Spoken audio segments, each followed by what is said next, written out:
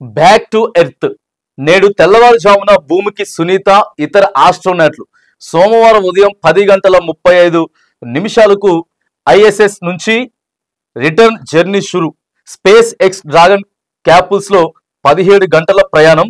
Sunitha safe గా land అవ్వాలని చెప్పి కోరుకుంటూ భారత్ లో పూజలు. ఈ రోజు ఉదయం కూడా ఆమె మరి ల్యాండింగ్ అయితే జరిగింది సముద్రంలో.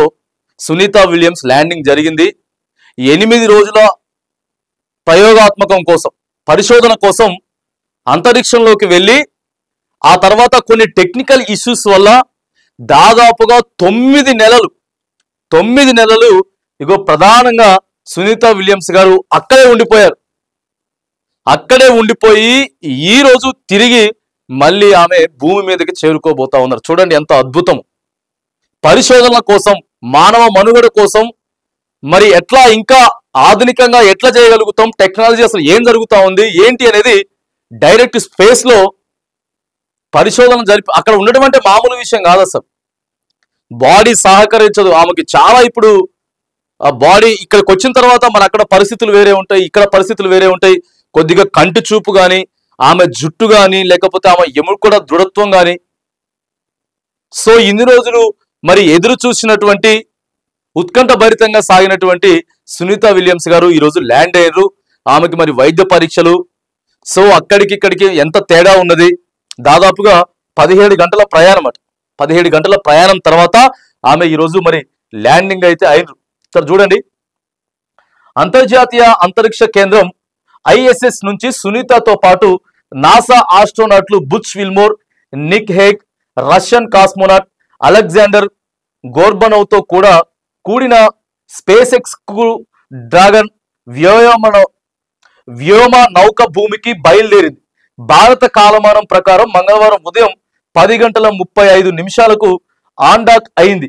భూమి చుట్టూ కక్షలో తిరుగుతూ 17 గంటల జర్నీ తర్వాత బుధవారం తెల్లవారుజామున 3:27 అమెరికాలోని ఫ్లోరిడా వద్ద సముద్రంలో దిగనుంది. క్యాపుల్స్ ను తీరానికి చేర్చి ఆస్ట్రోనాట్స్ ను నేరుగా నాసా స్పేస్ సెంటర్ కు తరలించి మెడికల్ టెస్టులు నిర్వహించబోతా ఉన్నారట. ప్రధానంగా భారతదేశంలో ఉన్నటువంటి 140 కోట్ల జనాభా అంతా కూడా ఎవరి దైవాన్ని వాళ్ళు ప్రార్థించుకున్నారు. ఆమె ఈరోజు సేఫ్ గా ల్యాండ్ అవ్వాలి అని చెప్పేసి. సో అక్కడ నుంచి ఆమె కొన్ని వీడియోస్ కూడా వచ్చినాయి. అప్పుడు క్రిస్మస్ శుభాకాంక్షలు తెలిపినట్టు. సో న్యూ ఇయర్ కి సంబంధించినవి. తర్వాత అక్కడ అసలు ఆమె ఫుడ్ ఇక్కడ నుంచి కొద్దిగా ఫుడ్ ఏదైనా పంపించినా కూడా తినడానికి చాలా ఇబ్బందికరంగా ఉండేదట. సో చూడండి మన ఇండియా ఎంత డెవలప్మెంట్ లోకి వెళ్తున్నదో. సో ఇట్లాంటివి చేయాలి, ఇలాంటివి చేసి మంచి మన్ననలు, మంచి పేర్లు సంపాదించుకోవాలి. అంతేగాని ఇక కొన్ని వాళ్ళు లేకపోతే అదేదో కనిపెట్టిన ఏ చూసిరు కదా, అది అంతా ఇప్పుడు ఎట్లా అంటే మానవ మనుగడకే ప్రశ్నార్థకరంగా మారిపోతున్నది అనమాట. ఏం తీసుకొచ్చిర్రు, ఇంకా ఏవేవో సంబంధం లేనటువంటి యాప్లను వేరే తీసుకొస్తారు. అది కాదు, ఇగో ఇక్కడ చూడండి.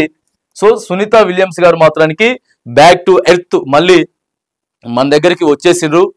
దాదాపుగా 9 నెలలు ఉన్నటువంటి అసంభవమైనటువంటి విషయం, ఎన్నిసార్లు చెప్పుకున్నా తక్కువే.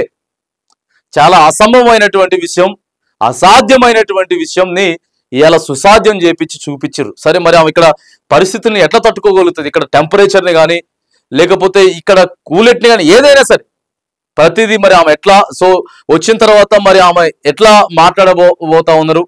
సో సోషల్ మీడియాలో మాత్రానికి కొద్దిగా వీడియోస్ అయితే వైరల్ అవుతా ఉన్నాయి. ఈ రోజు ఉదయాన్నే ఆమె వచ్చేసింది, సముద్రంలో ల్యాండింగ్ అయింది. ఆ తర్వాత కొంత ఫ్లయింగ్ కిస్ కూడా ఇచ్చేటటువంటి ప్రయత్నం, అంటే అభివాదన, మరి ప్రజలందరికీ కూడా అభివాదనలు తెలుపుతూ ఆమె చేసినటువంటి వీడియోస్ కూడా అసలు వైరల్ అవుతా ఉన్నాయి. మరి మొదటగా ఆమెకి ఎన్ని రోజులు రెస్ట్ కావాలి, ఎన్ని రోజులు మరి ఆమెని వైద్య పరీక్షలలో అన్ని రకాల వైద్య పరీక్షలు కూడా చేసి సో రెస్ట్ తదనంతరం మరి ఆమె అక్కడ విషయాలు ప్రజలతోటి పోబోతా ఉందా లేకపోతే ఏం చెప్పబోతా ఉందా అనేది మాత్రానికి సో కొంత ఆసక్తికరంగా అయితే మారింది.